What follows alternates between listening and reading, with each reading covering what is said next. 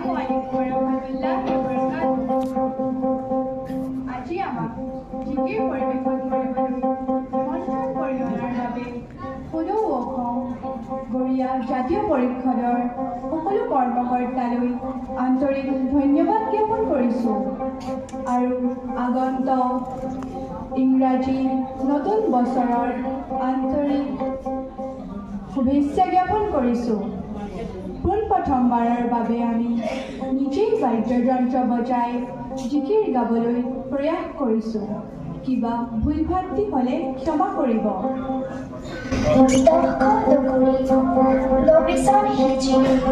আকৌ 5 বছৰ যায় আজাদ পীৰ চাহেবে এই জিকিৰ কৰিলে কুৰাণ কিতাপত পায়।